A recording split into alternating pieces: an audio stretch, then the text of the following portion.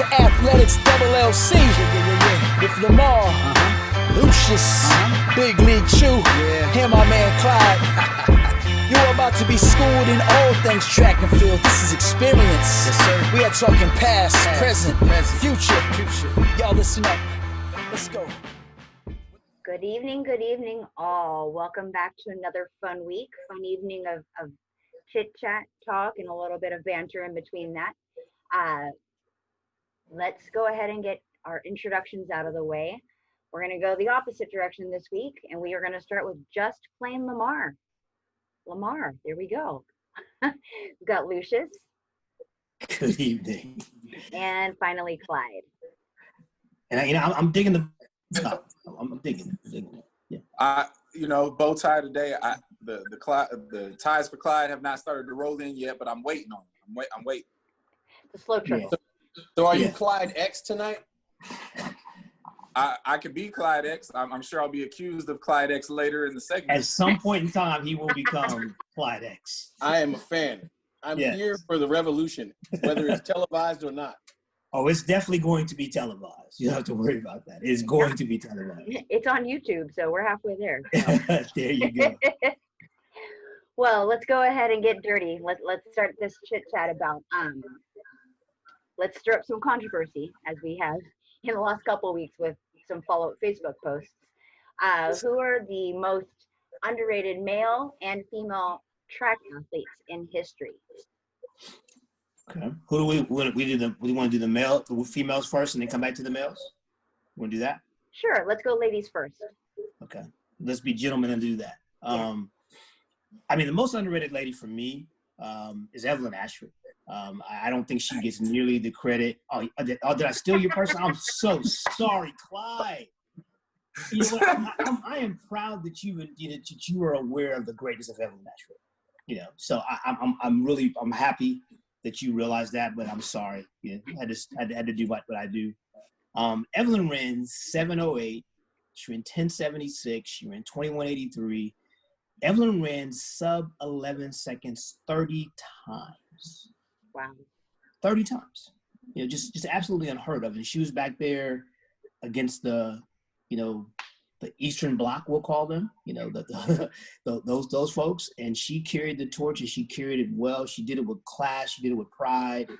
I think she carried the banner for USA Spring for a long time. And I think she's very underrated for the works that she did when she was the sprint queen of the world, in my opinion.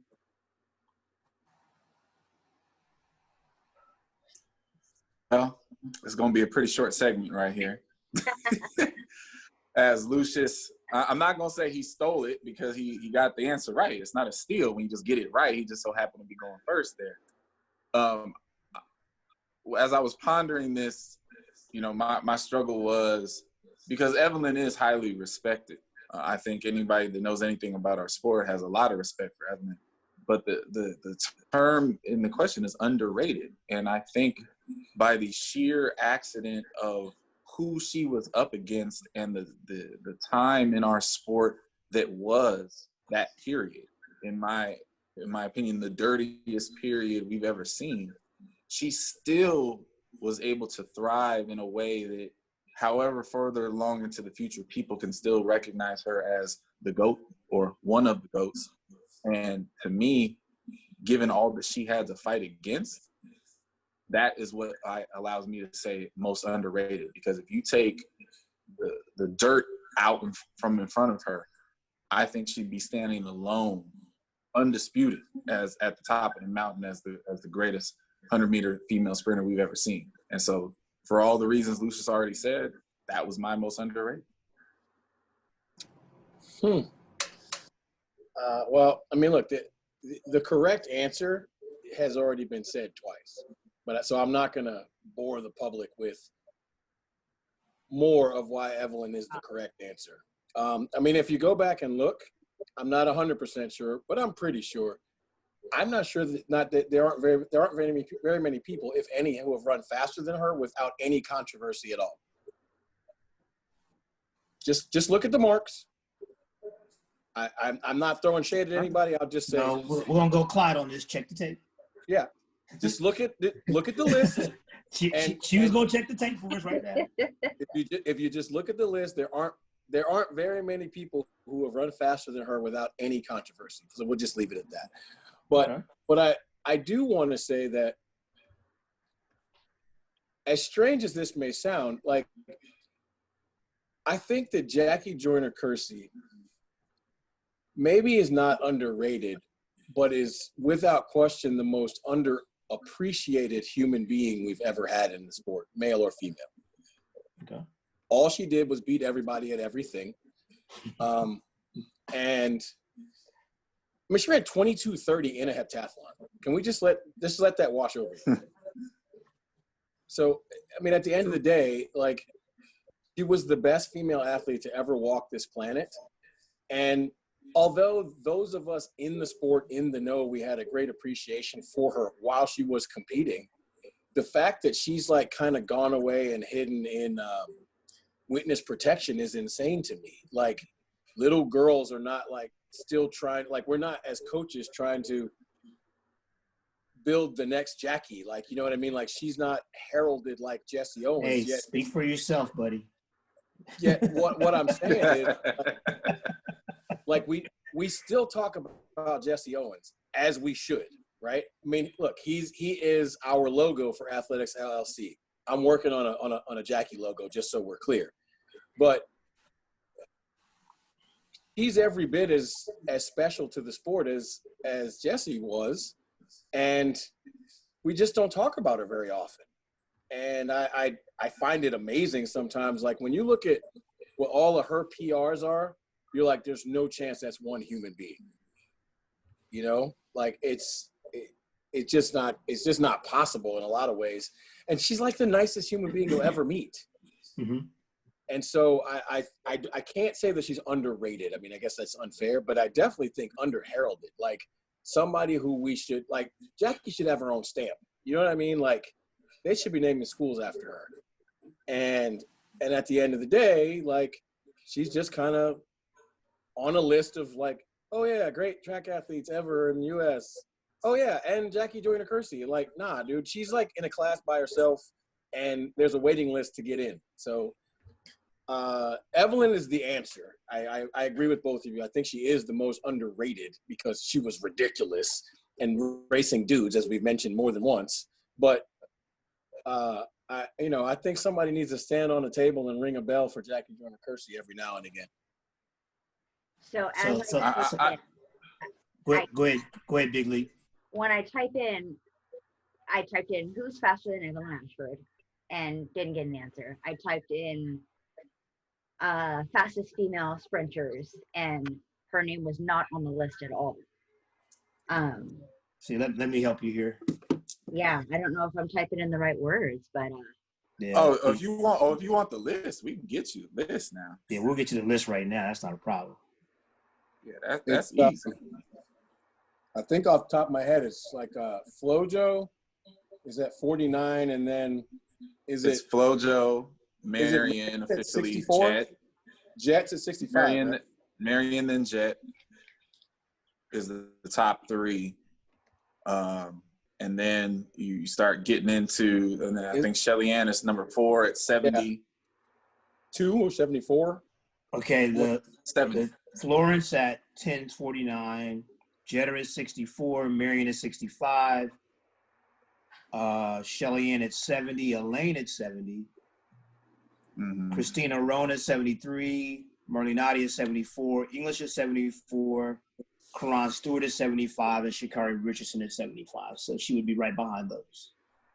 Now while we're on the women, because we all obviously agree the answer is Evelyn. I would like to throw out some love to Merlinati. I think she is most definitely underrated, given her longevity and all that she accomplished. And that was the other person that I was playing around with in this discussion. Again, the answer is Evelyn, but I think Merlinati deserves some honorable mention in that. Yeah, the national record holder for Slovenia probably does. Just for Merlene, you just base it on her longevity. She didn't get a lot of gold in her life, but she was always a factor in all those races. A lot of silver. Yeah, her longevity in the sport and her competing at a high level for a long time was very, very impressive. So I would have to agree. Yeah.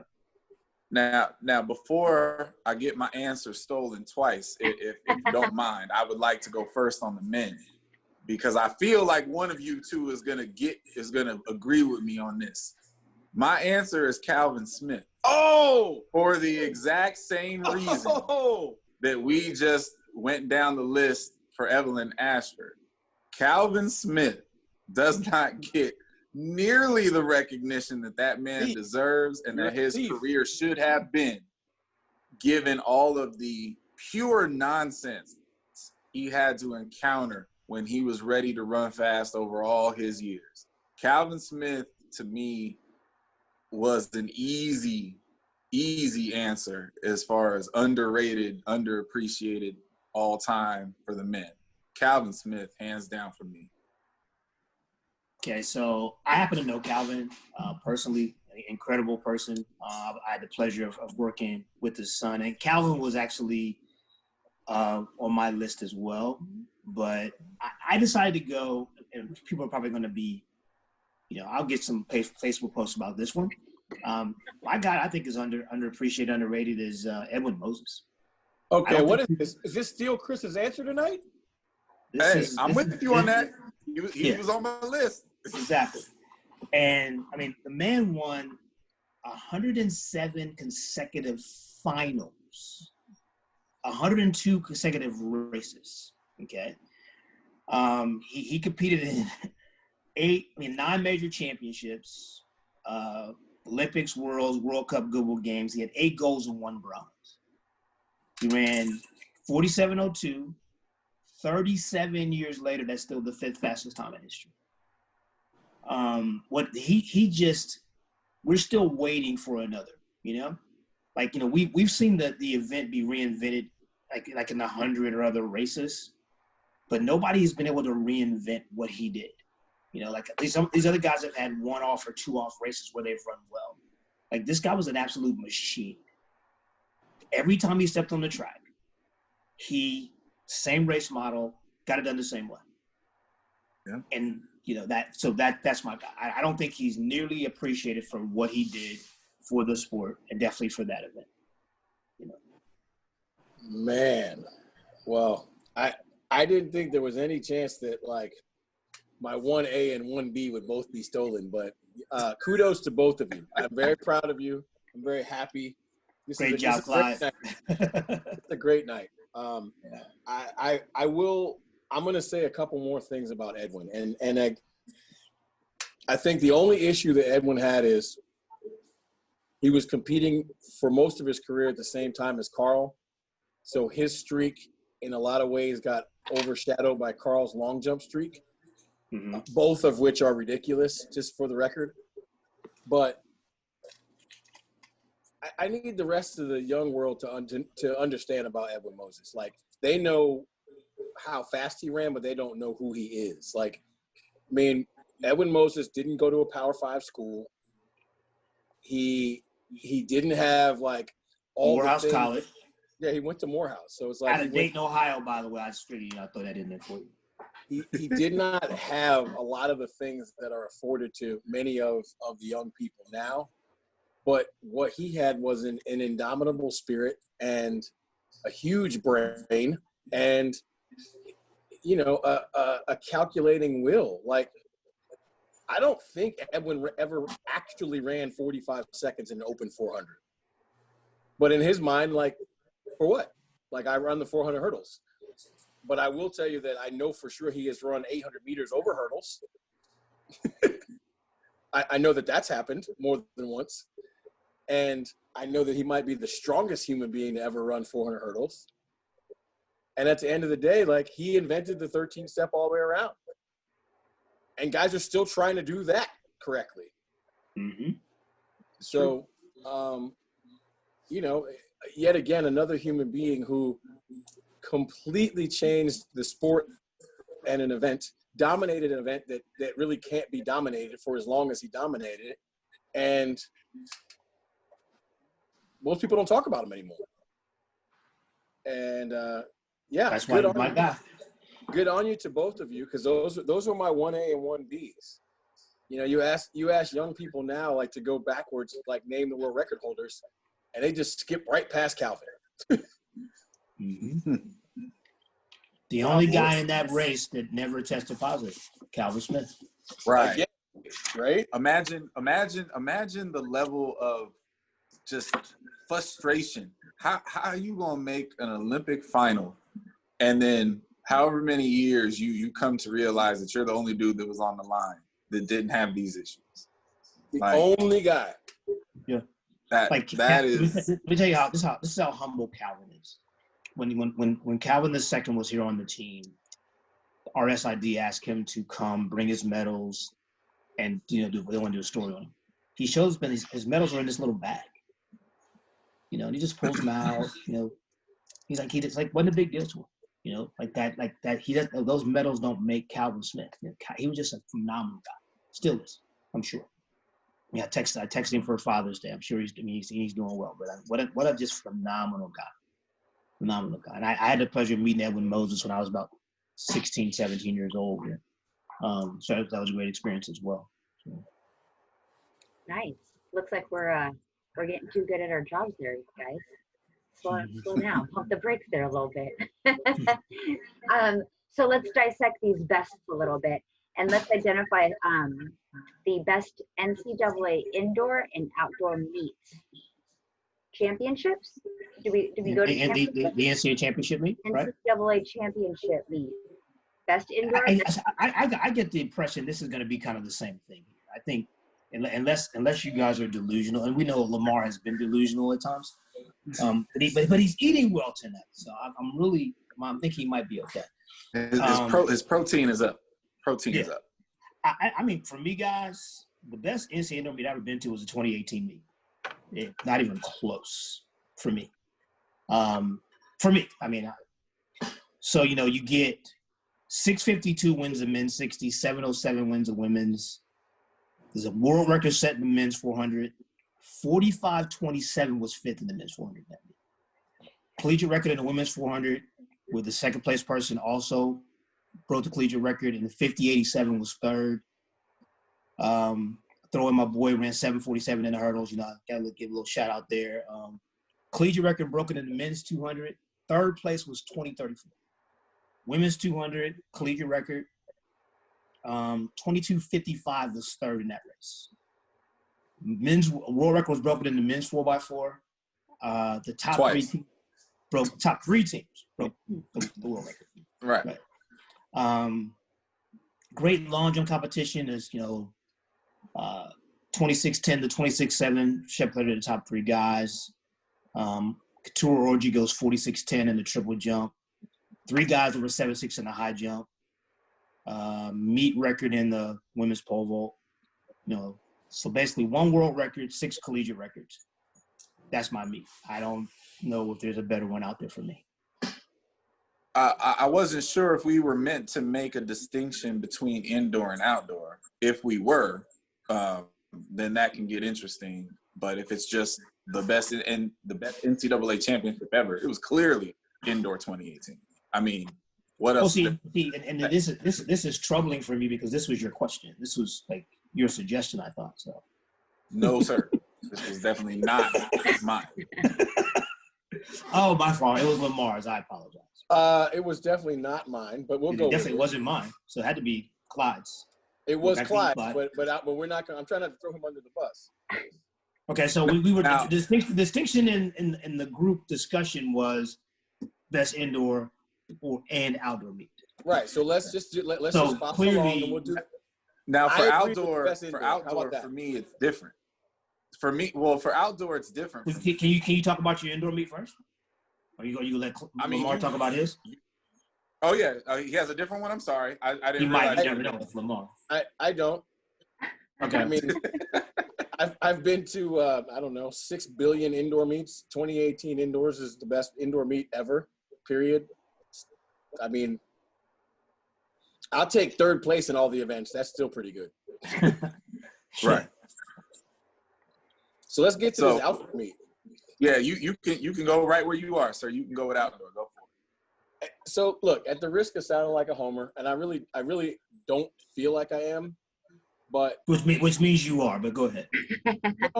No. For me, it's a 1A and 1B, and I did happen to be in both, and I wasn't really prominent in one of them. The 1989 outdoor meet at BYU and the 1993 outdoor meet at Tad Gormley in New Orleans were both just pretty much ridiculous. Like, there were records broken all over the track. The sprints were ridiculous. The distances were ridiculous. The field events were ridiculous. And the NCAA outdoor meet, like, if we're just going to be clear, like, NCAA outdoor meet is the best meet every year, in my opinion. Even in Olympic years, the NCAA outdoor meet is the best track meet from beginning to end on the planet. But those two particular ones were, I mean, I guess somewhat they were special to me, but they were also special because there were so many lasting performances that happened in those things. You know, and I mean, look, Dennis Mitchell's lifetime 200-meter PR is in that meet from after he false started in the 100. He comes back mad and wins the 200. Is it 2001? Is that right, Lucius? 2002? 3. I can't see your fingers, you know that. Yeah. and I just, you know, the meet was amazing. The 93 meet, if you ever go back and watch the tape, you'll see me when you go by. I'm in the tent. I broke every NCAA rule there is. I set up a tent underneath the scoreboard because I was in the decathlon. So, and they let me. So I was in the tent watching the entire meet, and it was just amazing. Like, every time somebody went on the track, something crazy happened. And Lucius, you were there, so I know you remember this. The NCAA men's 4x4 in that meet was ridiculous. Well, Georgia Tech, Ohio State, Baylor. Wasn't there. How were you not at that meet? I was still at Buell's High School, my friend. Oh. I didn't start in Florida until the fall of '95. I mean, I see there you go trying to pull me into your stuff again, dog. What do you know? You're much older than look, me. You understand, look, you know I'm your boy, and I have your back at most everything. I wasn't there, though. Well, go back and watch the tape. The 93 outdoor meet is special. Okay. I mean, like 6 teams under 302 in the 4x4. For me, I'm not going to be a homer. If that's what you want to call me, that's fine. It was 2019. 2019 was retarded. Collegiate record in the men's 4x1. Second place team 3808 breaks the record as well. 7 teams sub 39. Collegiate record and collegiate record tying performance in the 110 hurdles. 986 to win the 100. 997 is third. Men's 400, 44-23 to 44-25. 1973 wins the 200, the number 2-time in collegiate history. 2019 is 6th in that race. Men's 4x4, 259.05, just missing the collegiate record. 259.60 second. 3 flat 14 gets you 4th. There's a meet record in the men's javelin. You should be proud of me because I knew that, Chris Huffins. 284 feet, like one says 86.62, something like that. That sound right? I did my homework, didn't I? It's pretty far. And the biggest upset of the championships was in the pole vault when Nielsen beat Mondo. And my one of my managers called that. He said that Nielsen was going to beat him. So then you had just for fun, you had the fact that the women's 4x1, 42-21 to 42-29, 1240 in the women's hurdles, 1075 collegiate record, world junior record, 1104 was 6th in the women's 100. 2216 to 2217, the number 4 and 5 times all time. Team title comes down to the 4x4, you know, get the box batons and stuff like that. And then Giannis David goes 684 in the women's long jump, which is number 10 performance in collegiate history. The meet was just, people diving in lines, the guy falling in the steeplechase and getting back up. And it was just all kind of craziness. And there was a much bigger crowd there than people give credit for too. But cool. I'm gonna skip past that one. You can skip it, past that. but it was bigger than you were giving credit for. I mean, the numbers check are. the tape. Hey, as few would say, put a pin in it and then check the tape.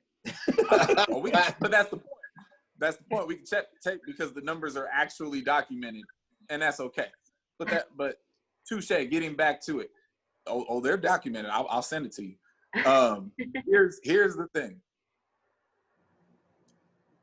The way I looked at this question is actually I looked at it through the lens of how we're currently conducting business. And for me, the outdoor championships are currently conducted on separate days for the men and the women. Now, obviously, that is a relatively new phenomenon, but my brain automatically went to looking at those meets as separate entities.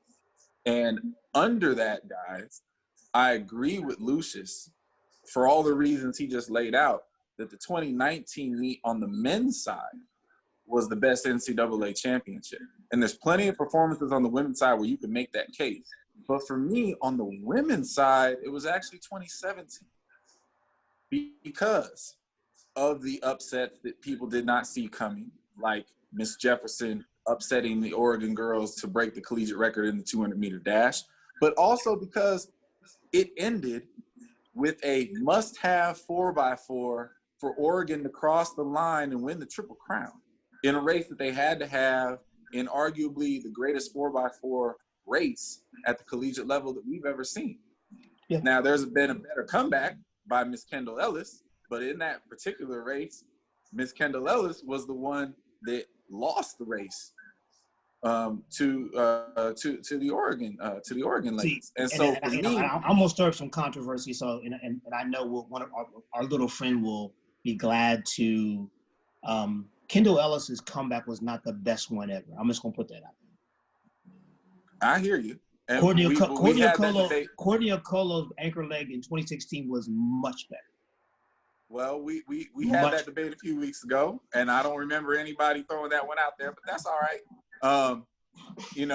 So a revisionist LLC conversation right there. But for me, hey, the cow now is using the cow words. I hear you. Listen, I got my words now. But for me, seriously, I don't think there's any debate on the men's side that the 2019 meet was the best ever. But for the women, 2017 meet did it for me. Like when I sit back and watch videos or watch tapes, like that's the meet that I always end up running multiple races back from. And it's not just the magnitude of this performance versus this performance, because you could run the math and probably find a better meet, but the totality, the drama, the protest, all of it, like that meet culminated in so many things. And at the end of the day, Oregon pulled it off for a historic Triple Crown. And so for me, the protest by a team that wasn't even involved in the protest, right? Protest by a team that wasn't even in the mix. It all played into the spectacle that was the 2017 NCAA Women's Championship. Indoor, I never considered them split because we don't ever split them. But outdoor, I saw that question. Well, all we're going to ask you to do is when you propose these questions to us in the future, Dr. Clyde, that you give us better parameters to which to choose from, and we'll do that. But hey, I loved your answers. But it was a good question, though. I enjoyed it. I lumped the two together. I made it one meet. But if you're going to separate the meets, the men and the women, I'm going to go with 2018 and 2017 as well. 19 and 17. 19 and 17, I'm sorry, yeah. 18 indoors for the combined, yeah. Oh, yeah, we're all yeah, that was. You walked out of that building just going, wow. What did we just watch here? You know? I just wanted to call Dwight Stones and be like, so nobody's ever going to break a world record at the collegiate level again. Right. Why are you picking on Dwight, man? I thought that's your boy. Listen, let me tell you something. I told Dwight to his face, I said, look, man, I love you. We get along. I said, but you got to understand something. You said some things about me on television that I had to explain to my mother. I was like, so. Okay. What's the next topic? We don't want to go there tonight. I didn't know. Before we start the spiral. Hey, Clyde, the jug's about to come back out, dog. We don't need that tonight. Listen. All right. So let's dissect the bests even more. and talk about how we're getting there. So which advancement formula are we thinking that is a better route? Are we talking about 2 semis or 3 semis? Is there a better way? Is there a more efficient way? Is there a more captivating way? What are we thinking? Okay. So I've changed my mind on this about 10 times. I'm gonna say this. I think I'm going to have to split the baby, but I might pull a Lamar and go all the way around the block on this one. Oh, this is gonna be good. On the professional side, on the professional side, I find 3 semifinals to be absolutely, utterly ridiculous. It should be a 2-section semifinal, top 4, and you know what? If you so happen to get 5th in your section, I don't really want to hear about you whining and complaining that you don't get to run in the final. You got 5th in your race, you don't belong in the final. Now, the next level to that, the level below that, is the NCAA level. And at the NCAA level, I can kind of get with the 3-section semifinal. The problem that I have with it is way too often, 3rd place is usually dictated, like the fastest non-automatic qualifier is usually dictated by the heat that had the best wind in it. And I think that sucks. I think over the time that it takes to run 3 semifinals, the wind usually plays too much of a factor. And I do have a little bit of sympathy for the kid that gets 3rd place and doesn't advance versus 5th. So at the end of the day, I think I've now talked myself back in and saying across the board, I prefer the 4 and 4 period, but I have no stomach for it at the professional level. At the collegiate level, I can live with it a little bit. Dude, what are you living with? Did you just figure out what you're living with? Yeah, where are you at? Because you're going around, here's a circle. There's Clyde. You are in no position to criticize me. I am absolutely in a position to criticize you. Each one of these episodes they're all one-offs. Okay, so the whole thing with the wind is what troubles me. The also thing, I don't have as much of a problem with going to 2 semifinals when you're qualifying from a round before. The only problem you get with that, people like to clown around that's on them. So I don't have a big problem with the 2 semifinal at the World and Olympic level. There's just no way to do it at the collegiate level because we qualify too many people. But like you said, the wind always dictates the time qualifiers, and then so you get the person that runs into a 1.1 and then the heat later, there's a 2.6 behind them. Like I think it happened at the NCAA meet last year. One of the guys that didn't get in at 10-0 was legal, and the other guy was a 2.6 win. So the wind definitely plays a big factor in that stuff. And I don't know what do you do to correct it. There's nothing you can do. You can't. We take 24 people. You got to have 3 heats of 8, and there's nothing you can do about it. Yeah, I mean, unfortunately, Lucius is correct in that because of the number of people we take, we can't really do what would be right, which is, in my opinion, a semi is top 4, and that's it. Because that eliminates any advantageous posture from either heat, right? Top 4 and top 4, that's it. There's no conversation. It doesn't matter like the wind came up or, this heat was loaded. Like, it is what it is. Like, 5th place doesn't belong in any final. But when you take 24, which we do at the NCAA level, there's no really other – because Lord knows we don't want to do 3 heat winners and 5 fastest. Like, that's terrible. No. Right. So, I guess at the NCAA level, until we figure out how to make that number 16 and not 24, we're kind of stuck with that. But I think that at the professional level, every time I've ever seen them do 3 semis, I just look at that and it's like, this is a joke.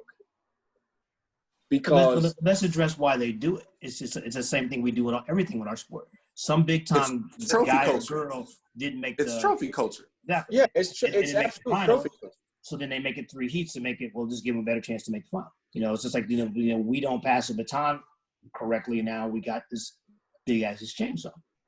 We change the rules to make people follow it. If you go to a meet and it's the top 4 we used to have this big debate at our conference meetings because, for the longest time, the SEC, we would seed the top 16 people in the 400 and the 200 indoors. Totally illegal. That's not the way you do it. But because we wanted to make sure the best people got to the final.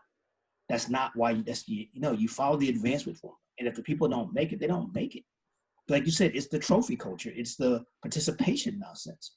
And that's a topic I'm sure we'll get into a little bit later. But I think that's the problem with this advancement formula is it gets changed to try the term that we have to stop using in our sport is we need to find a way to ensure the best people get to the meet, to ensure the best people get to the final. That's not the nature of sport. The best person on the day is supposed to get to the final. And if you're not one of those best people, come sit in the stands with me and get ready for the 4x4. That's what we do. I mean, if we follow that nonsense, David would never have a chance against Goliath, right? Right. Because Goliath is better. Right. And insane. The whole trophy culture issue that creates the need for a 3-section semifinal is the exact same trophy culture at the NCAA level that allows for us to keep expanding the notion of All-Americans. I'm sorry. You're not an All-American if you're not in the final. I don't want to hear that you're an All-American and you got 10th place or 11th place or 15th place. You're not an All-American. If you're not in the final, 24. Yeah. Right. Like, I don't – first team, second team. Stop with this. You're not in the final. You're not an All-American.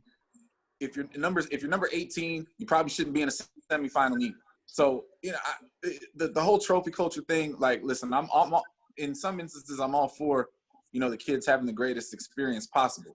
So put the meet at Oregon and let it stay in the cathedral. But once you're there, if you don't earn the right to be in the final 8, sit in the pretty stands and watch the races because that's the way it's supposed to be.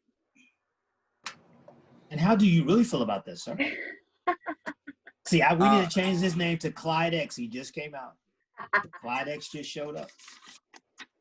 He did. You think that was right? You think that was good? I mean, like if you really think about it, like 3 semis makes so little sense because it's such a huge advantage to be in the 3rd semi. Like when they qualify in the 800 that way, and it always makes me laugh. I'm like, okay, so the first heat runs out of their minds trying to set a mark, right? The middle heat just kind of reacts to what they see, and then the third heat assesses everything that's gone on. Is like, all right, so 3rd and 4th need to be this fast. Got it. Right? like literally if you're coaching a kid, a woman or a male in the 1st heat versus the 3rd heat, like you literally are coaching a different event. Mm-hmm. And that's insane. Yeah.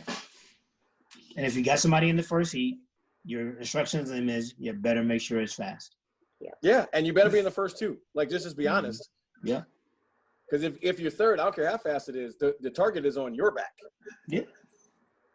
Just sometimes you have to make sure it's fast enough that they can't get to the target. That's the only hope. Yeah. Got it. Well, let's stick with this chess playing here. How do we create such a structure that we get teams qualifying for NCs? So we talked about, I think it was last week, if not the week before, getting the team culture at the NCAA meet. How do we create such structure to do so? Well,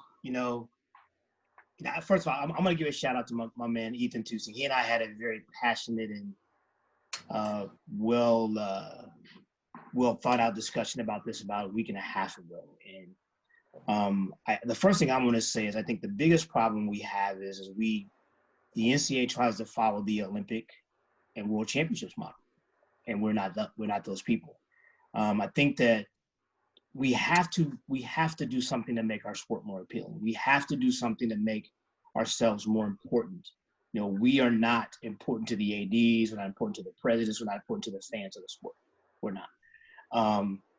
I think if we use the model, whether it be like basketball or baseball, where we qualify as a team to the championships, if we have regular season competitions that mean something, that are scored against other against other schools in your conference, I think that would definitely lead to a lot more interest in the sport. If you have a meet on your campus that say it's the East Division of the SEC and it's a regular season meet, You know, we also always hear this rhetoric, well, we can't run every weekend. Well, there are some schools that do, and then they play football 2 or 3 weeks in a row. Why we can't run a track meet 2 or 3 weeks?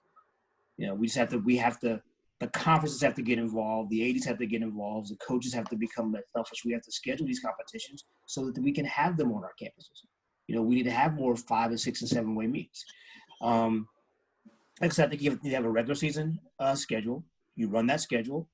Like in a lot of other sports, maybe if you got 14 schools in your conference, only the top 10 schools get to go to the conference championships. Okay, you've got a 40-man roster, a 40-woman roster. Only your top 30 can be taken to competitions. During those competitions, you only get the 3 people in an event. Again, score every event we go to. At the end of the year, you know, you take your 32 conference champions, and let's just use the number 60. And now you take those 32, you add 28 more to it. You have 10 regions around the country, and the top team, the winner from each region, gets to go to the NCAA championships, and those 10 teams fight it out for the NCAA championship. So the first thing people are going to say is, what about the individuals? You know, the individuals in track and field should be treated no differently than the individuals in swimming that aren't on national championship level teams, baseball, basketball. There's a lot of times where the leading scorer in the country doesn't even make the NCAA tournament. Okay? And that, again, it goes back to what we talked about before, this trophy culture, this culture of, you know, everybody, we're a participation sport. And that's why they don't take us seriously. Like, we go to meets all year long. There's a reason why nobody pays us attention until we get to the conference meet. There's a reason why nobody pays us attention really, except for every 4 years, because that's when we become relevant, because we're like the Olympic model. But if we became more of a team sport, we would be, I believe we'd be more relevant. I think our coaches would be more relevant. I think that your team structure would be more relevant, because now you can't just have people on your team to be having them. You need to have a broad-based team. Every coach on your staff now becomes important. Okay. Does anybody ever pay attention to the fact that if a good offensive coordinator loses his job, another school will fire theirs to hire him? Because every position on a football staff is important. Every coaching position is important. And we need to do the same thing for track and field. Everybody on the staff should have a responsibility that's helping make the program better. But what we're doing right now is, and I'm not saying track and field is screwed up and this is going to happen tomorrow, because it's not. But at the end of the day, when we're sitting in these rooms and we're talking about we want to be taken more seriously, until we make ourselves more serious and stop doing the things we're doing, nothing's going to change. Nothing's going to change at all. Lamar. Oh, no. I'm popping popcorn waiting for your answer, because I know your answer is very different than his. I'm sure it is. I've been waiting on this one all day. Would you like me to go before you? Because I was more. No. Please let him go. He needs to get it off his chest. Go ahead. Let me get a pencil so I can take some notes. I'm sure I'm gonna need notes on this one. Lucius, I love you. So you say. And there's a lot of that was a if we were in court, that would have been a well argued point that you overall made there. And knowing that I had to understand, deal with you tonight, I made sure I did that. Trust me. I understand the tenets. I get all of that. And at the end of the day, if you want to take the position that it sounds like you've taken, which is the professionalism position, what is best for the working professionals in our industry, you might even be right about that. But to me, I'm still a purist, and I can't tell you how disgusted I am by the idea that the NCAA championships should be decided based on who has the best team and not who is the best at what they do. No matter how much we want to, you hold your hands up. I am uninterested. I am thoroughly uninterested in turning on my television or showing up to the championship and watching the quote unquote 10 best teams in the country put their 3 best athletes in the 100-meter dash when I know good and well there's 6 or 7 kids at the house that can run 9.9s and just so happen to not be on a team that matters. I'm not interested in that. That is not what our sport is. Our sport is, can you run the fastest? Can you throw the furthest? Can you jump the furthest or the highest? Are you the best at what you do? What you're talking about may be the best path for professionalism, for the coaches. I'm sure it's the best way for us all to get raises, but it's not the best for the kids. It's not the best for the optimal performances at the meets, which is when I see a championship in our sport, I want to see the best athletes available competing for the 100-meter dash championship. I don't care. I don't want to turn on the TV and see the winner of the 100-meter dash running 10-1 because, oops, the 10 best teams that got there didn't have any real 100-meter people that year. I'm not interested in that.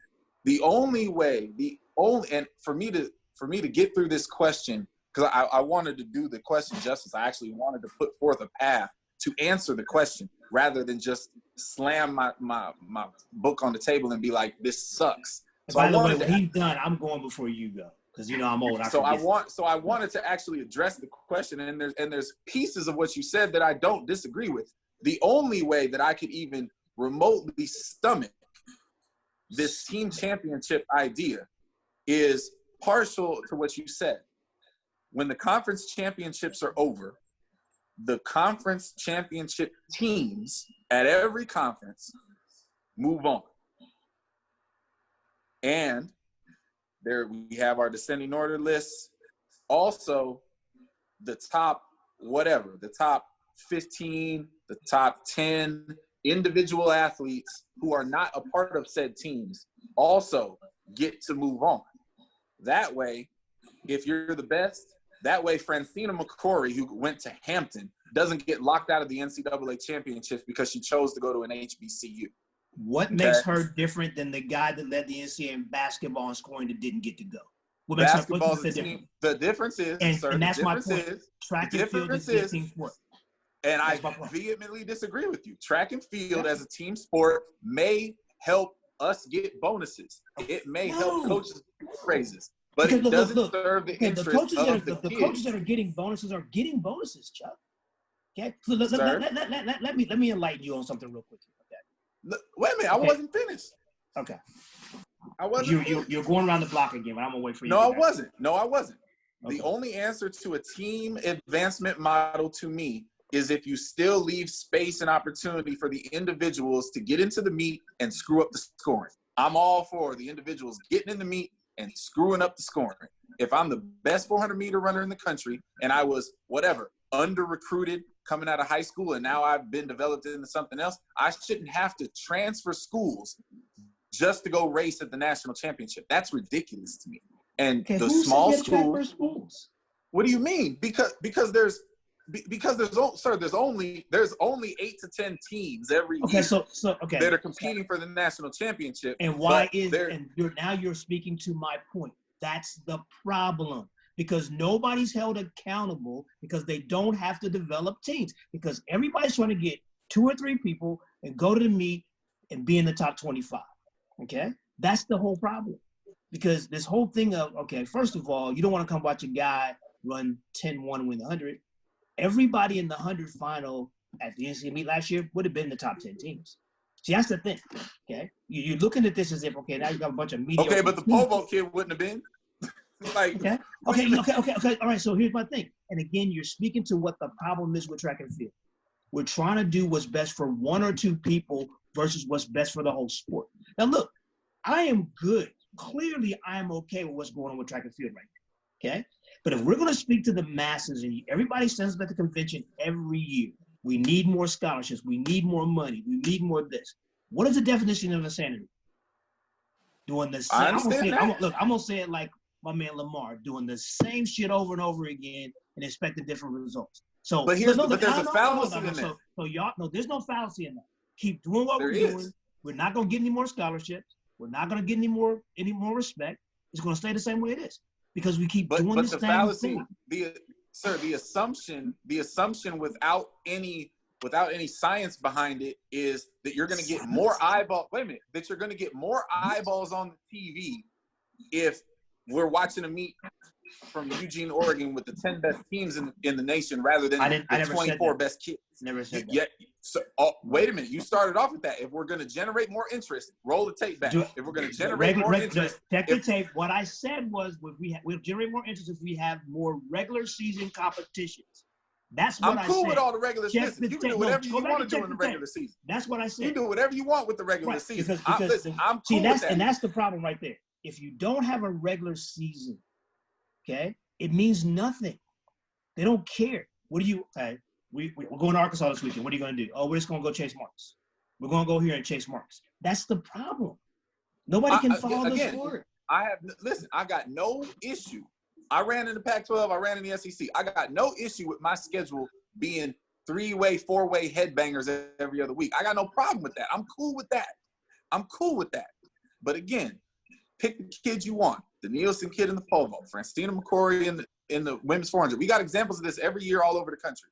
The end result of that is the under-recruited kid who goes to school X and becomes the best version of themselves will now have to transfer to a University of Florida, to an Oregon, in order to run at the national championships. And that is ridiculous. Maybe somebody will hold their damn coach's feet to the fire and make the team get better. Because, again, the top 60 teams in the country are going to go to the first round meet. The top 60 teams in the country. So you're still going to get to go to the first round meet of the NCAA Championships. Okay? But so if I run 44 seconds, I belong in my final. If you run 44 seconds, you belong in. So then the guy that rushes for 2,500 yards belongs in the national championship game every year. The guy that leads the country in scoring belongs in the NCAA championship game every year. He does not. These are ball sports. It doesn't matter. Okay? Here, doesn't matter. If you want the real answer, here, if you want a direct answer to your crazy analogy, I'm going to give you one. Either it's one way or the other. Either it's a team sport or it's not. You can't. It's not, and I'm going to prove it to you. Exactly. It's not, and I'm going to prove it to you. Okay, I know it's not. Look, you don't have to prove anything to me. I know it's not a team sport right now. It never should. I didn't fall off the freaking turnip truck. I know it's not right now. Okay, here's the thing. Okay, what you're doing right now is why 30 years from now, we'll be stuck in the same daggone place we are right now because nobody wants to change. Let me finish. Nobody wants to change anything. Okay, so y'all keep doing what you're doing. Look, I'm cool. I'm going to retire in about 10, 15 years. Y'all can have it. But at the end of the day, okay, stop talking about you want more scholarship money. Stop talking about you want better salaries. Stop talking about you want better treatment. Stop talking about want better respect because they do not and will not respect us for what we're doing because they don't. And okay, and I want to. They won't.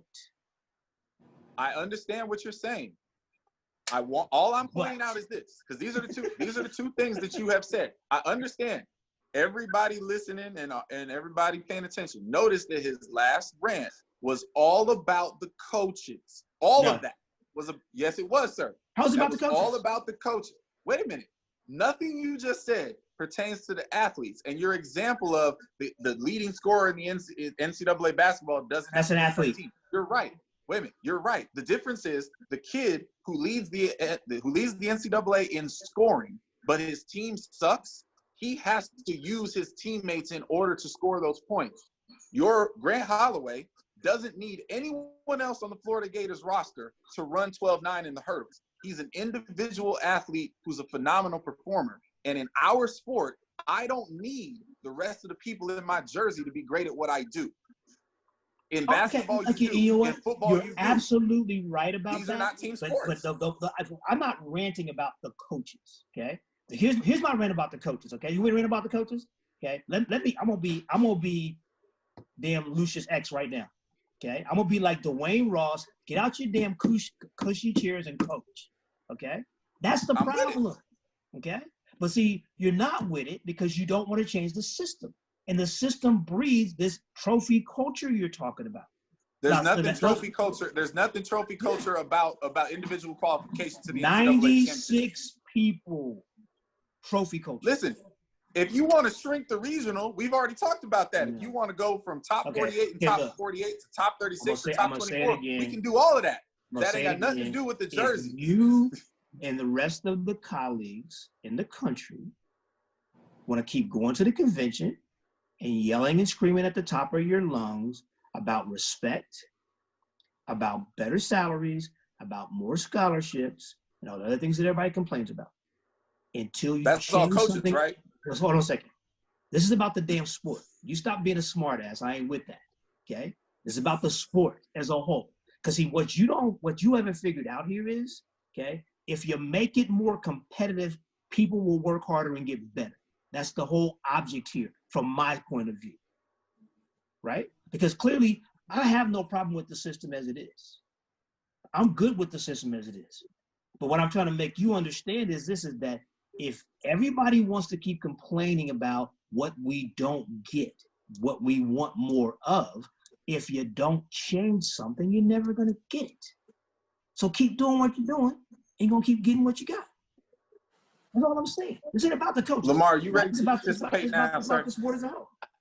I mean, I feel like I've been muted. I just been sitting. I should have gone upstairs. And I'm going to mute myself right now. I apologize.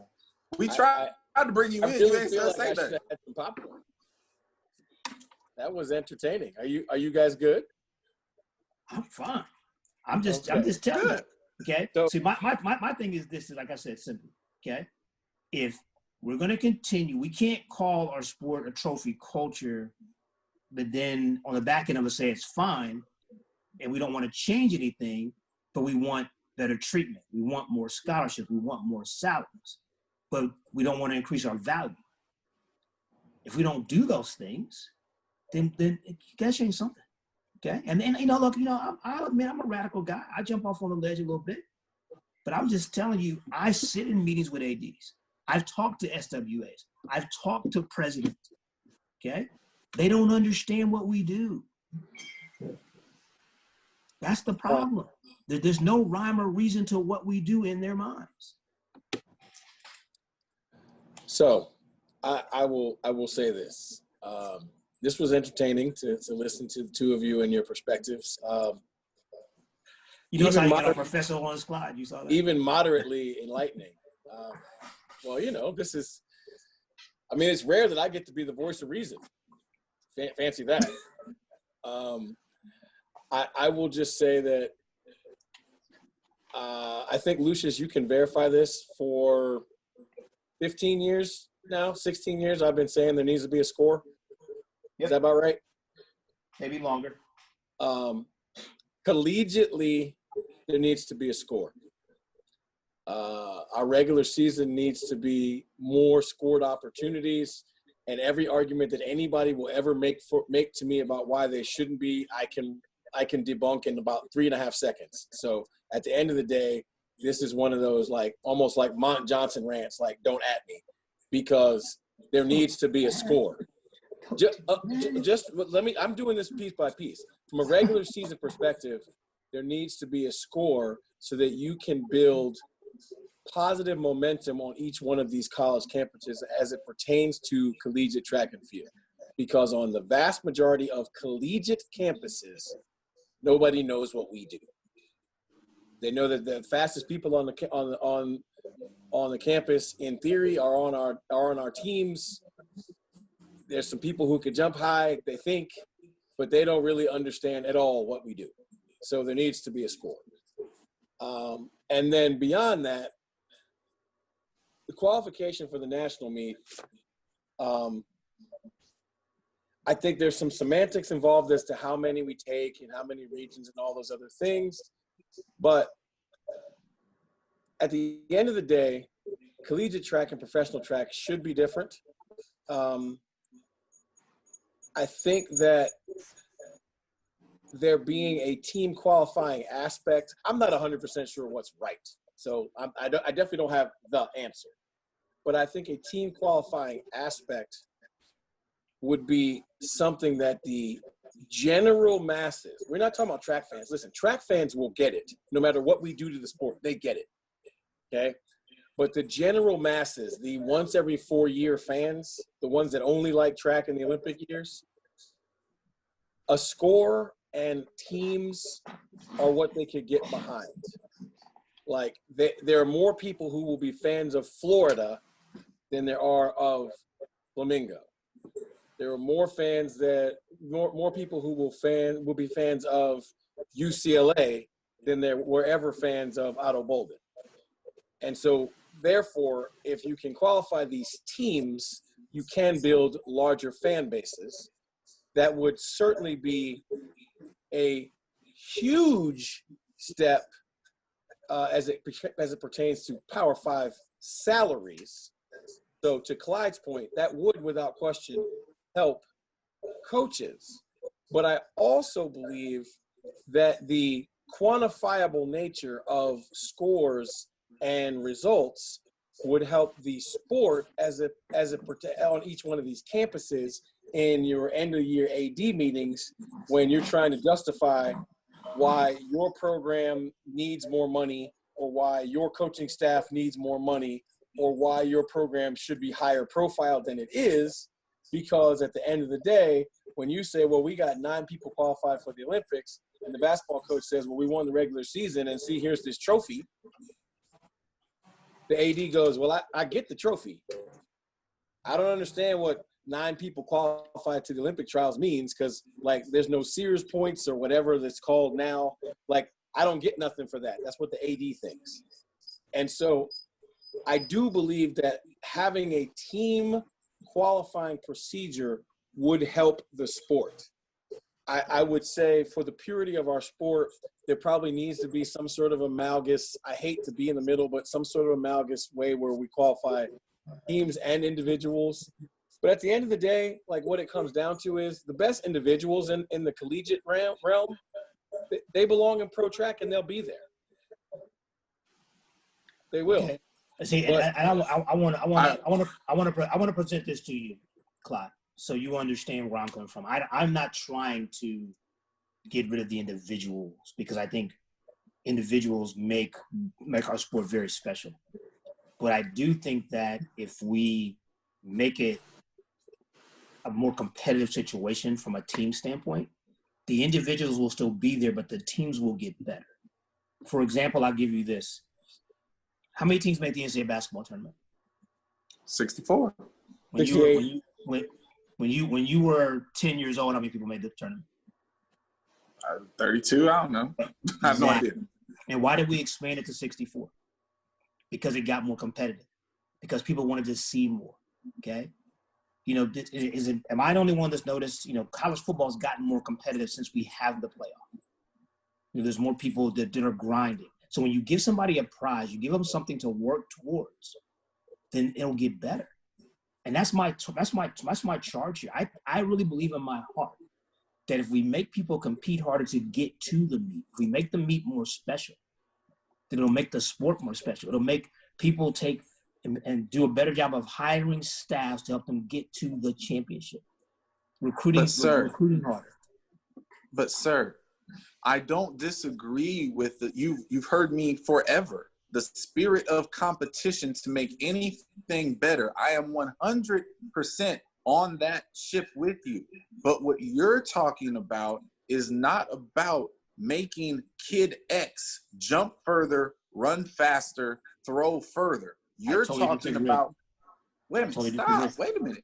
I can't stop because you're telling me what I'm saying and you don't know what I'm saying. Sir, you won't even let me finish what I'm saying. So how can you disagree with I can't finish? Okay, because you just said you're saying, and that's not what I'm saying. Okay, but I listened to you. You need to listen to me.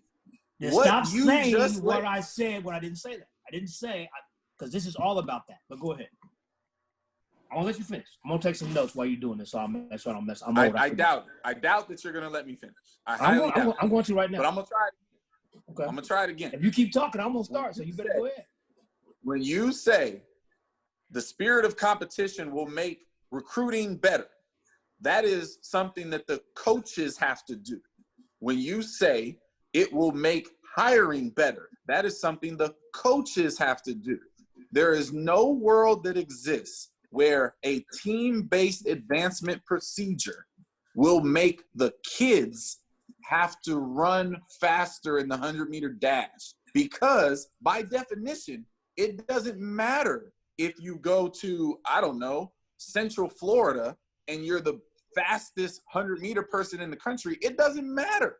Your reason for running sub 10 in the 100 is now invalidated because your school will not be at the national championship. If I'm at Alabama State, it doesn't matter if I run 100-meter faster than anyone in the ACC has ever run it, because you know what? My team ain't going to the national championship. So as an athlete, what I'm going to end up doing is looking at the landscape and saying, I know my coach is awesome, and I know I've developed here as an athlete, but you know what? Choose team is one of the 10 best teams in the country, so I better get in the portal and find myself on that roster. Doesn't matter if my coach is any good. Doesn't matter if that's going to be a better situation for me as an athlete. I need to be on that team because there's only going to be 10 teams at the dance. That does not breed more competitive nature by the athletes. It definitely breeds more competitive nature by the programs, by the teams, by the coaches. I understand all of that. And to Lamar's point, sir, I'm not saying I agree with you. The best of the best are going to become pro athletes, no doubt.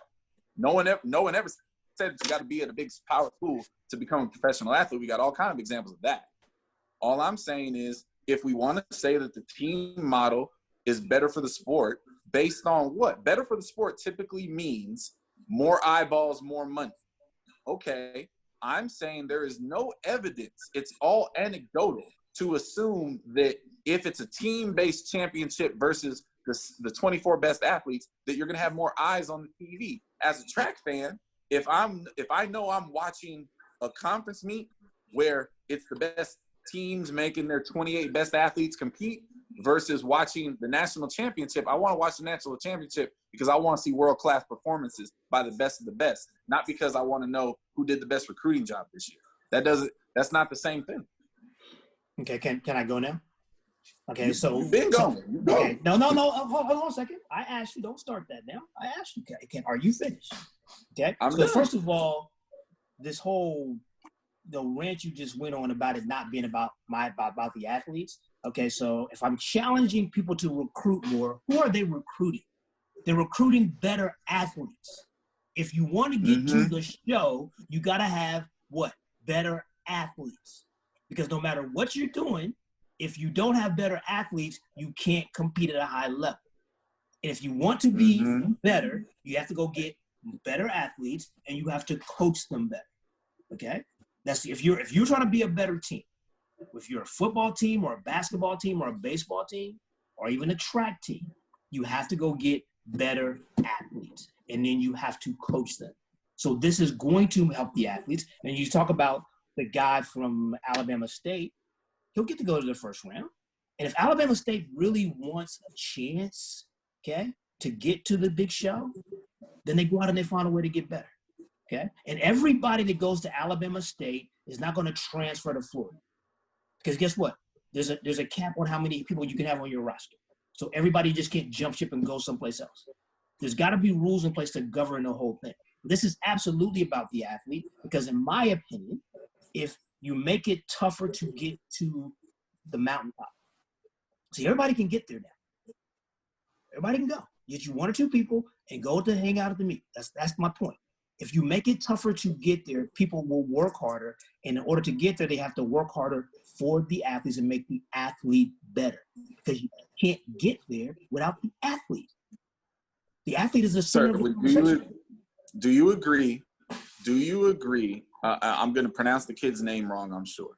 Do you agree that under your model, the kid from South Dakota will never be the pole vault champion? Do you agree with that? Okay, I can't dispute that.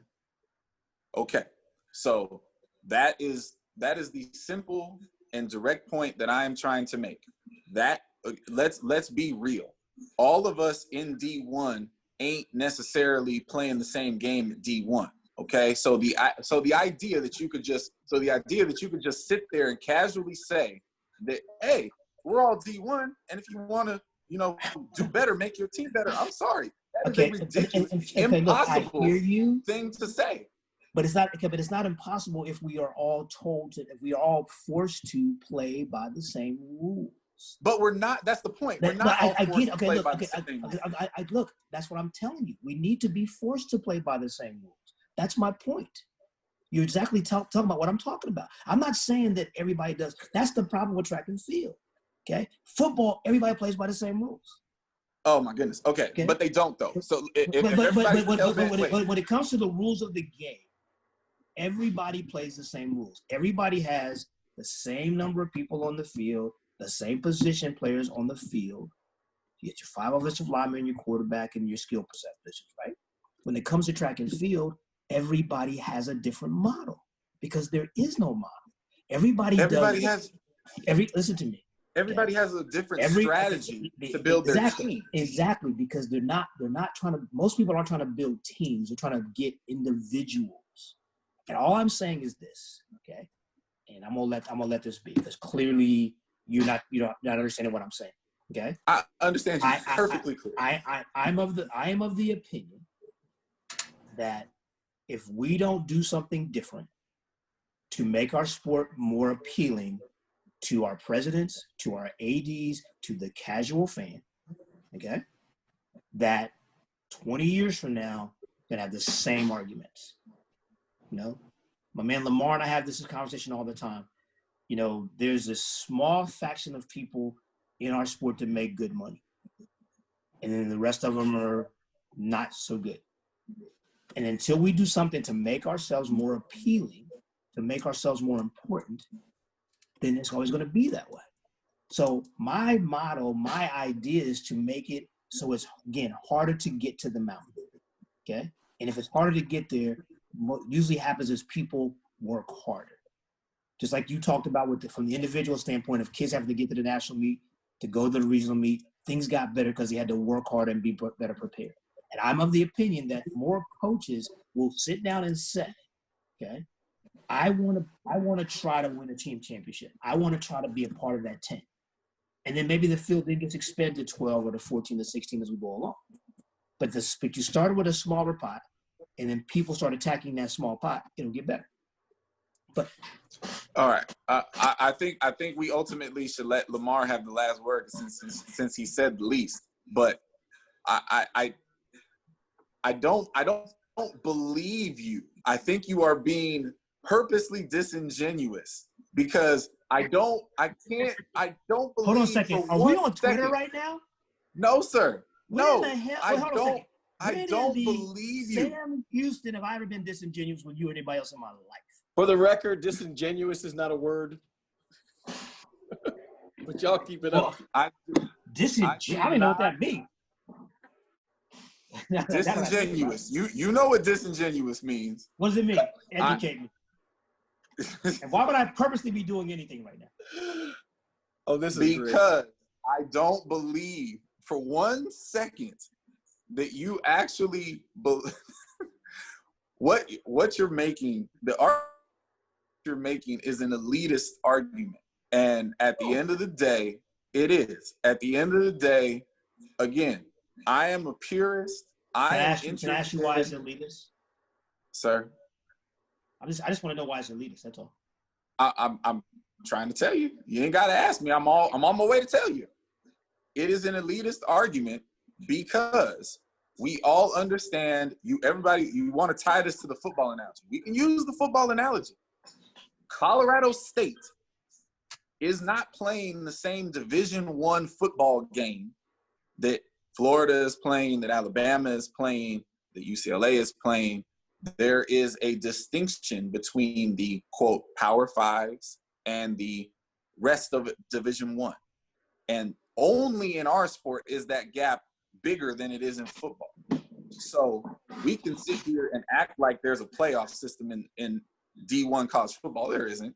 It used to be the BCS, and now it's 4 teams. It's not a playoff, okay? If they were interested in a playoff, basketball is a playoff. That's a real playoff. You got it. You're in the tournament. You line up. You play. You're getting way off topic now. No, I'm not. Because what you are suggesting is that it is remotely even possible for Colorado State to win the national championship in track. I don't give a damn how many scholarships you extend to everybody or whatever you have going on. There is a big, big difference of gap. Facilities, management, coaches, salaries, all these things And the only reason that regionals works, the only reason that it was invented in the first place was to give the little guy a fighting chance to go be a national champion. Not as a team. The best 1,500-meter runner in the country, the best miler in the country, the best pole vaulter in the country.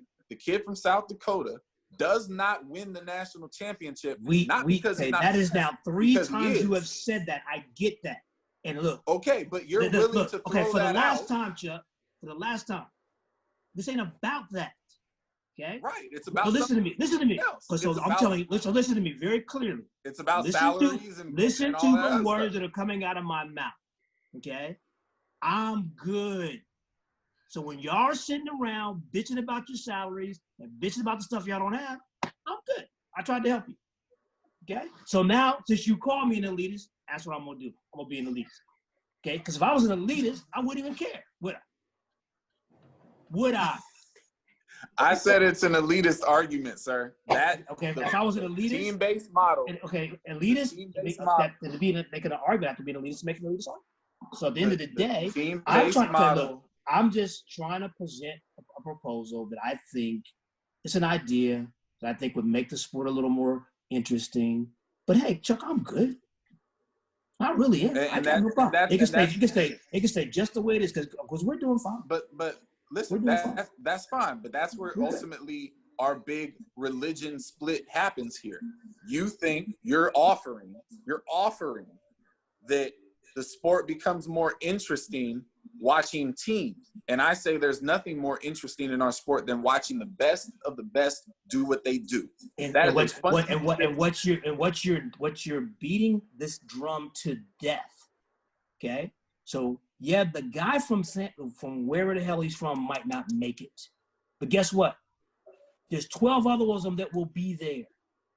Okay? It ain't the best. Okay. So you're missing one person. So again, you want to be the crab in the bucket, right? So let's hold everybody else down for the one person. No. Since I'm an elitist, I guess that makes you the crab guy. Exactly. And you have an opportunity. So here's what I'll say, gentlemen. Just strictly by definition, a team competition and a team-based competition cannot be considered elitist. I understand what you're trying to say, Clyde, but I'm glad you understand. It's definitely not elitist because in a team model, Alabama State's entire team would be going to the round of 64. And Alabama State's entire team would have a much larger fighting chance of making it to the top 10 in the national meet than they currently do. Because if you look at what we are currently doing, right? If you look at what happens every year, the top 10 is what? 7 SEC teams, 2 Pac-12 teams, and an ACC team, something along those. Look, I might be off by 1 or 2, but the general formula is somewhere in that nature. And at least from a team, if there was a team competitive situation, now I will say that Lucius and I, we differ on what that looks like. But nobody knows. It's just, I'm just throwing out numbers. It's just so the numbers are semantics to me. I will say that, look, there should be and there needs to be a difference between collegiate track and professional track. And I understand the honorable notion of what you are saying, Clyde, because I used to work at Eastern Michigan and I worked at Boise State.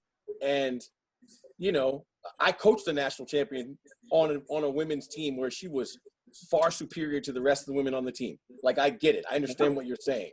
But I will also say that if you remember correctly, we were in the team battle tooth and nail with y'all when you were at Louisiana Tech for the conference championship. And if we had done a slightly better job in a couple of events, we would have beaten y'all, and my entire team at Boise State would have gone to the national championship in the model that we're speaking of. Yes, I get that. So what I'm saying is a team model will be more inclusive and less divisive, and there will be more people whose track, I don't even want to say this, but whose track lives will matter, whose performances will matter. Like, look, I grew up in dual meets, right? Look, I'll give you the best example I can give you as to where quote unquote mediocre performance can really matter and make you a hero. We beat, I think it was Illinois in a dual meet. Somebody, it was a big meet, so it was against Stanford on the men's side. And the now highly acclaimed actor Yahya Abdul-Mateen was a triple jumper on the team, and we needed a point to win the meet, and he PR'd by 2.5 feet and jumped like 46.10 or some nonsense that's obviously not very far, but he was third place in the meet against Stanford, and we won. And at the end of the day, like, they picked this fool up on their shoulders and carried him off. Like, and that, look, I guarantee you, if you ask Yahya, who has been in multi-billion-dollar movies, if you ask him to name his top 10 moments in his life, one of those is that meet. So the collegiate experience would certainly be expanded by a team-based situation. The individual performances might possibly be affected from year to year, from event to event. But overall, in the grand scheme of how popular, like, what's our Nielsen rating? Like, how popular is track and field? The popularity of the sport would greatly increase. And I don't think there's any way to argue that. Because again, if you have collegiate fan bases who are all behind their entire team, and people are road tripping across the country to the cathedral to support, Rice or whatever school was the 9th or 10th qualifier that got in, and like I said, Lucius and I argue about how many teams. So the numbers are semantics. So let's not get caught on that. But I don't think there's any doubt that collegiately, if you can get schools behind teams and you keep scores that matter, more people will be interested. And this is what I want to say to you, Clyde, because see, you look at this because you think I'm trying to be elitist. And I think if you would take a moment, do a little research, you would find that some of the schools that you think might not make it are going to make it, and might even make it to the big dance because they're broad. They have a broader based team. They have a more balanced team, because some of the quote unquote better teams in the country now are 3 or 4 people. When you're forced to come to a track meet and run every event, some of those people who you think might not make it are going to make it. Okay? Because here's the thing. We talked about this a few days ago. Okay? There was a team at Purdue a couple of years ago, the men's team, right? That clearly was one of the better dual meet teams in the country. And nobody knew it. But see, and those are the stories that will come out of a situation like this. There's going to be teams out there that people don't there's going to be a team that go to a meet, one of the regional meets that's, there's 6 teams in the region, they're the 5th ranked team, they're going to find a way to upset everybody. Because the coach is going to out-coach them and put his people where people don't, that it creates a strategy for the whole thing. Yeah. Gentlemen, I am not debating any of that. And again, where did I originally go to school? UCLA. I understand the magic of a dual meet. I'm a huge fan of the dual meet. I think we should have mandatory dual meets at least twice a year throughout the country. I'm cool with dual meets. I'm cool with quad meets. I'm cool with all of that. Like I said, at the end of the day, my heart, I am a purist and I want to watch the best of every event compete to say they are the best. I am less interested, and I'm speaking to you as a fan. I'm certain, and I said that in the very beginning, Lucius, I am certain that your proposed idea is better for my career. I'm certain of that. But when I go to the meet, I want to see the 8 best 100-meter runners, the 8 best 200-meter runners, the 8 best milers. I want to see the best of the best because I'm a fan of the sport. I'm not that interested in the rabid fan. My only question to you would then be, for where do we draw the line? Where do you draw the line between what's best for you as a fan versus what's best for the sport? So it's for you as a fan is best, okay, I want the best of the best. I want the top 8. But if it's better for the sport to have 6 of the top 8 there, you think it's better to just say, we'll just take care of the fan. that's where I think the rub comes in here. I think that the assumption is that my perspective that I'm giving you as a purist fan is somehow not best for the sport. See, isn't that what we're doing now? Well, that's the debate that we're having, and that's what I'm trying. That's the part of this that's always drove me crazy, is that the idea of the best for the sport is defined as what? Lesser people in the final? Like less talented people in the final is better for the sport? No, I mean, all I'm saying to you is that you are fighting hard to keep the status quo. And that's fine. Yes. No. I would like to improve on anything.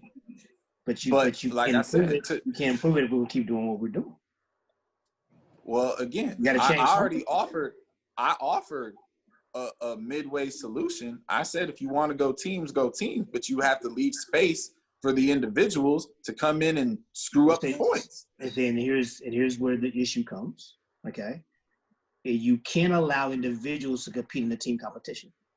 And then on top of that, we're going to go back to what there's always been the problem of 4 and 5 hour meets, which don't fit television, which don't keep the fans interested. At the end of the day, for me, it's America. America cares about balls and violence. Balls and violence. They don't respect what we do. That's not true. But you know what though? But see, and that is what the problem is because that's what you think. And so then what's going to happen is we're going to be important every 4 years, and that's all it's going to matter. And everybody's going to just keep the status quo. Last I checked, the NCAA athletes are important every year. Well, now everyone's heard a template. We're open for some feedback. Woo! You know where to find us on Twitter and Facebook. So as y'all are sending in these ties, send in your vote for this rant, because I certainly never get to be the voice of reason. So I don't even know what to do with myself.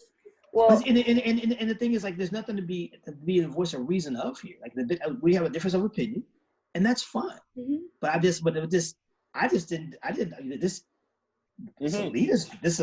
nonsense. I ain't never been elitist in my damn life. That's bullshit right there, dog. You know how you talk like that. Mm-hmm. You know? I've been called a lot of things, but elitist? Clyde called you elitist, so you hit him with the listen, Linda. Listen. Yeah, no. Well, hold on. Let me pull a Tony Reale real quick. Yeah. Not candid or sincere, typically by pretending that one knows less about something than one really does. Oh, that's me. Oh, that describes me to a T. And then as similarly. Hey, you really believe that's who I am? As Mary. What is she reading? That's what disingenuous means. I believe parts of your argument were disingenuous. Yes, I agree. You called me disingenuous. Don't try to change it now. No, the argument. Yes. I said you're making a disingenuous argument. You said I believe you are being disingenuous. That's right. The argument. That's right. I do. You the tie helped you clean that up a little bit, though, but not enough. I am not disingenuous, and I damn sure ain't nobody's elitist now. The man himself, no, you are not. The argument, not so sure. Chu, get us out of here. Well. Yeah, get him out of here because he's choking on this one. Well, if you weren't entertained, I don't know what to say about this one. This one might be the episode to beat right now. So we'll go ahead and cap it off at that. I almost thought we were going to be short on time, but no, we fulfilled our quota of minutes quite well, gentlemen. So thank you as always. We'll welcome some thoughts to grow as to what we were just arguing over. And other than that, we will reconvene in about a week, and we'll see each other soon. Be safe out there. Later. Peace. When the lights come on, the road just get to running. When the lights come on, opponents smash the plumbing. Heard you like it warm, hot knife the butter. Truth pin them hard, knock them off that rebuttal. Tsunami, tidal wave to your puddle. Tough love punch you in the arms, little brothers. Athletics double, I'll see it, there's no others. Track and field's pace and we'll peel to go further. Hey, Wile E. Coyote, it's road runners. Feels like you know us, you've been with us the whole summer. If not for this quarantine, these four corners wouldn't be here, but we here, so start learning. You gotta earn your stripes, gotta get your scars. Show you how to fight, but show us who you are. You lack experience, but still you wanna talk. And who is actually talking to you? Circle's kinda small. Heads prevail when the backbone's strong. Gotta keep it coming, no, it won't last long. Pass or fail, then sell the sad song. And if you don't check yourself, then that's wrong. Just trying to give you the real that you asked for. So why you keep cutting us off to ask more? We put it in slow-mo, but you fast forward. Athletics LLC, the task force.